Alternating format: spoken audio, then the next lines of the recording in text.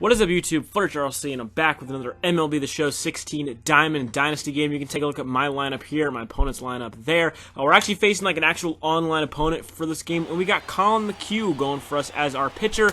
One of the very few times I've gotten to use him. I've only been able to use him a couple times. It's a nice strikeout there. This one right over to the shortstop, over to first base. That is going to be another easy out. So far, looking pretty good with Colin McHugh. Again, I've had him pretty much since the day the game launched. I just really haven't been able to use him, which kind of sucks. We got Mike Aviles again. Love his batting stance. I think his batting stance is awesome. Here's a pitch. That one low in the zone. Completely fooled me in the dirt, and I'm going to be thrown out for out number one. So that was kind of rough, and then Kendrick Morales up again, low in the zone. This guy was just pounding me low in the zone, and I was falling for it. You know, I guess I have a bit of a tendency to be too aggressive in the early innings, and it kind of showed right there. So John Jaso up to the bat for him. That one up in the zone. Strike three. Get him out. Now, me when I pitch, I like to be aggressive, and I find a lot of people that they like to be very passive when they play against me. You know, like they don't like to pound the strike zone at all, which, I mean, hey, you know, it works because I'm not the most disciplined hitter at the plate. And Salvador Perez going to get this one into left field for a base hit.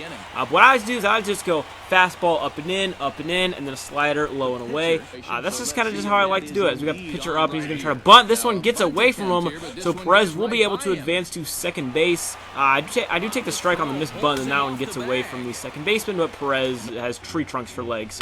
There's no way I'm going to try that. Colin McHugh is able to get Perez over onto third, possibly maybe a chance to drive him in, score the game's first run here. As we got Mike Aviles once again up to the plate with only one out. Some very good contact on Aviles, so I feel pretty good about having him at the plate. Here's the pitch to Mike Aviles. This one swung on and deep into left center field. That should be enough to tag Perez and give us the 1-0 lead early on in the game. You guys might also kind of notice that I have like actual jerseys for this game. If you guys have seen my previous Diamond Dynasty videos, you would know that I didn't put too much time into my uniforms. They're kind of just ugly pieces of crap that I just threw together in like 5 minutes. But I actually tried on these ones, okay? So, you know, tell me they're cool, alright? Do it for my self-esteem, alright? Okay. Here in the top of the fourth, 1 on, 1 out for Robinson Cano, dangerous power hitter at the plate. He's going to ground this one right to Jamal Charles, over to the shortstop to first. A big double play. He got the leadoff man on, and the rally is suddenly just killed with that big double play. Brandon Belt now up to the plate, trying to get him out, trying to get strike three, and right to the shortstop. This one over to first. A nice play by Mike Aviles to get him out. And I had Andrelton Simmons there for a while because of his defensive purposes, but so far I've kind of been getting the same thing out of Mike Aviles as Morales. This one is deep. That one is gone into right field, a home run. Make it now 2-0. And again, I love Kendrick Morales. Now, I know his inside edge isn't very good as Alex Gordon gets a double here into the gap. I know that Morales is overall, I went down to like a 78, but he's still just jacking home runs. Like, it's just the most fun thing ever. I don't know. I love his swing. I love his stance. Just everything about his card is really, really nice. As David Wright going to go into left field, a base hit, gets past the shortstop. We're going to bring Gordon on to third. He will be safe, so runners at the corners now, and I believe still nobody out. There is one out, excuse me. The Salvador Perez now up to the plate. World Series MVP. That one in the dirt. That one's going to get away. Gordon's going to come home. Runner advances to third, and he is safe. Make it 3-0. And again, I'm capitalizing on my opponent's mistakes, and I feel like that's a thing for me. Like, I'm really good at that. Like, you make a mistake to me, trust me, I will make you pay for that dearly. So, I don't know, that's kind of the one thing I think I'm really, really good at, is taking advantage of the opportunities that my opponents give to me.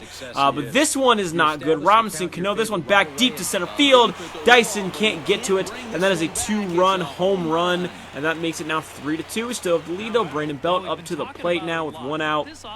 And now, actually, Colby Rasmus is up. He's going to bunt it, and my pitcher is like, nah, I'm just not going to throw. I'm not going to throw the ball, so he's safe with 2 outs now. Here's the pitch, and this one into the gap. That could score the runners from second, and it will. And we have a tie game on our hands. He puts up 3 runs in the inning, but he's going to try to go back to first, and he will. He thought about taking 2, but he would have been out by a mile. So we just choked away that 3 3-run lead here in the 7th, and we get the strikeout there. Needed that to end the inning, but man, that was rough. That was really rough to blow that lead.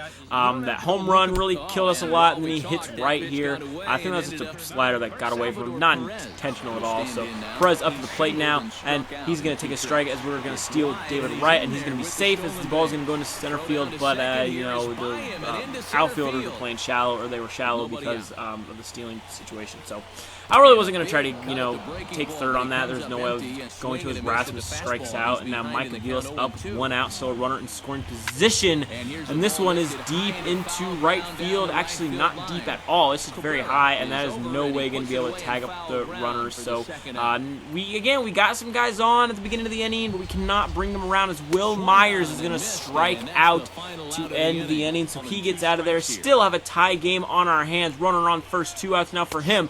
Get another big strikeout there, and it looks like we're probably going to be going to extra innings. I don't know. So we got A-Rod up to the plate now, and this one hits A-Rod in the elbow. Again, I don't believe it's intentional.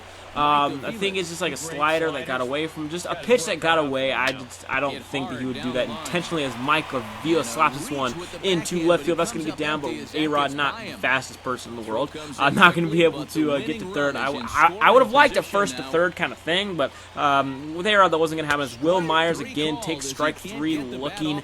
Will Myers has had some pretty good opportunities now twice at the plate, and he has not been able to produce, but the pitching out of the bullpen has been great as they have kept him off the board so far. I made sure I had a pretty good bullpen. Like, that's something that I think is a little overlooked at times, but I made sure I had a solid bullpen, as Kendrys Morales going to lead things off through with a base hit in the bottom of the 10th.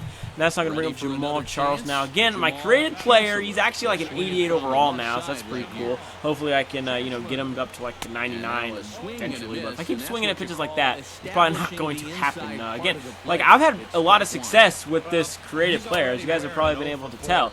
But, you know, just this game, it hasn't really been my game. 0-2 count already on Jamal. And, again, that submarine pitcher, kind of tough at times. I'm struggling right now, trying to stay alive. But I eventually am down on strikes. Bringing up now Alex Gordon in the bottom of the 10th inning.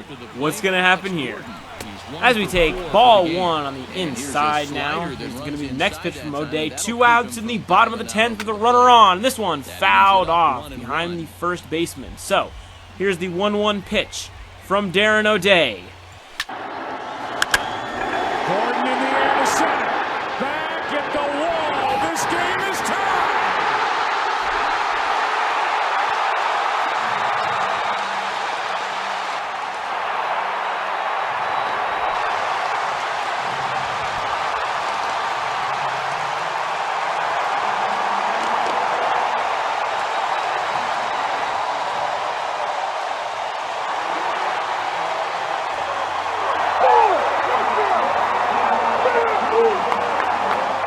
And this one is hit high and far into right field, back to the wall, and that one is gone. A walk-off 2-run home run for Alex Gordon in the bottom of the 10th, and we win this game.